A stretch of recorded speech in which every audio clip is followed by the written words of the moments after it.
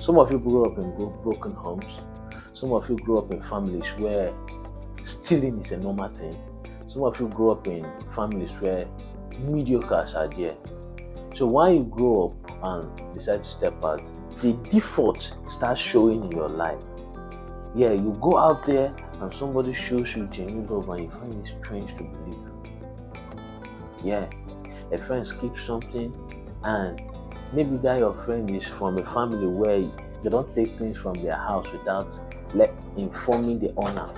You decide to pick it, or you go out there and you misbehave, and people start wondering and start calling you all sort of names, not knowing that it's not just you, it's from your background. Now, if God wants to help you, He start introducing you to people that have genuine love. He start introducing you to people that are truthful. He start introducing you to people that have done big things. Now you start wondering, you start asking questions that why is it so? It's because where God wants to take you to in life, if He leaves you with that kind of mindset that you were born with, you won't be able to rise to that level. So He don't just introduce you to a friend that was born in a family that there is genuine love.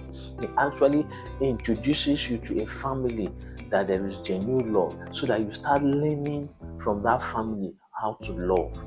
How about people that are born in families or environment that are full with mediocres?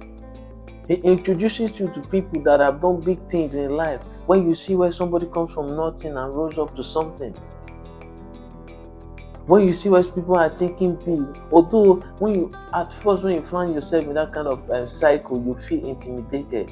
Why? Because when you are talking about little things, they are talking about big things. Because what they are saying is not actually your reality. So you now start learning how to adapt. Imagine a child that is born, an infant, learns how to sit, crawl, then walk, then talk. That is how you start learning. So when you find yourself in such environment, or find yourself among people, don't feel intimidated. Don't feel intimidated. Don't feel sad. Don't feel bad. Or don't start blaming your parents or blaming where you came from. God introduced you to these people because He wants to elevate you.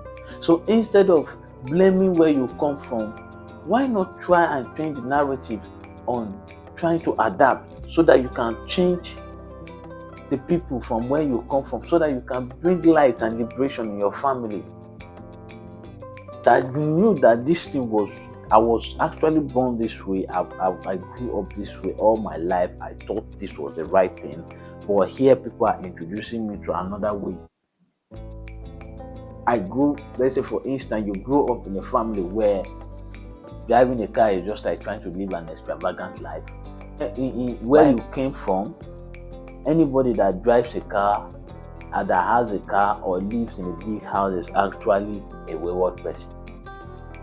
Because you see how the people misbehave, they don't have respect for people. So in trying to maintain a good reputation for yourself, you need to have just, let's say, a motorcycle and live in a 1 or 2 classroom, then have a family and train them.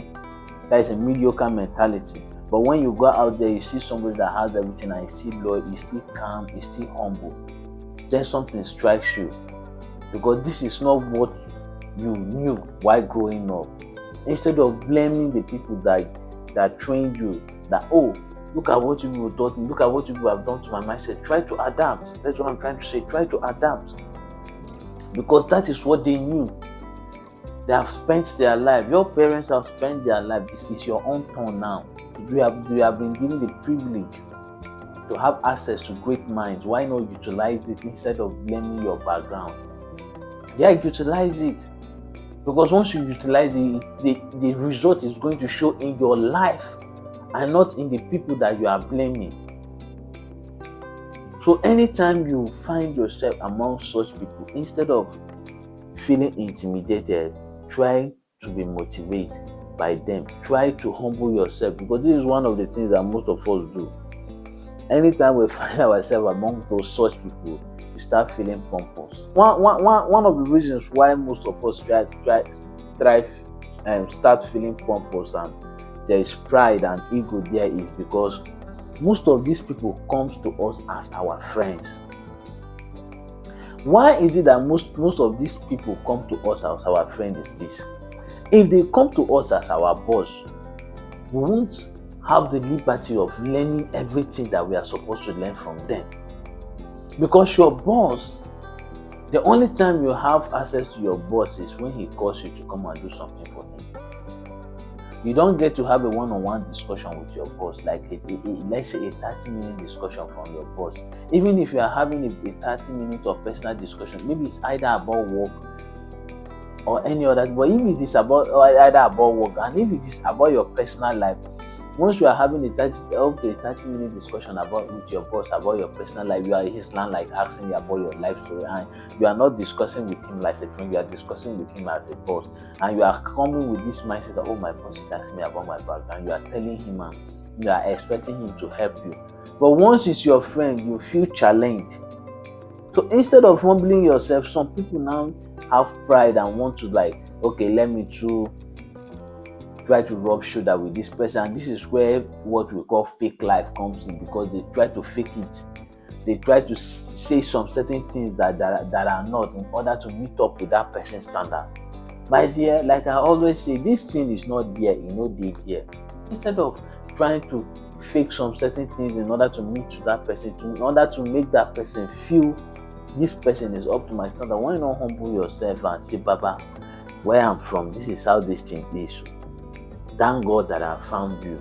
You are my friend, and we can still be friends, but you can help me level up. At first, that person might be saying, no, but with time, subconsciously, the person will start teaching you that, Baba, this thing that you are doing, not be so that you do more. This thing is how you are supposed to do. If you have money, don't spend it. Save some for rainy days.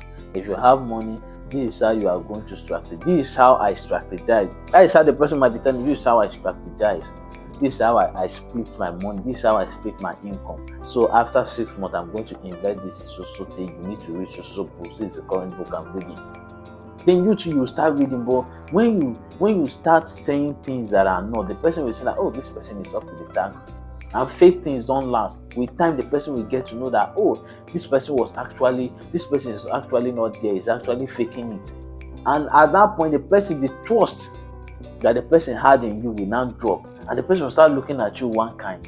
And the person will start looking at you like, this person is not a straightforward person. And even if there is an opportunity for the person to introduce you into one or two business, the person will not do that. Why? Because the person will look at you like you are not a straightforward person, that even if you introduce you to anything, you won't deliver. Because of the lies that you told the person, trying to cover up for the gaps that you have in your life. Not knowing that God actually connects that person to you in order to teach you one or two things. So always try to be truthful in whatever you are doing.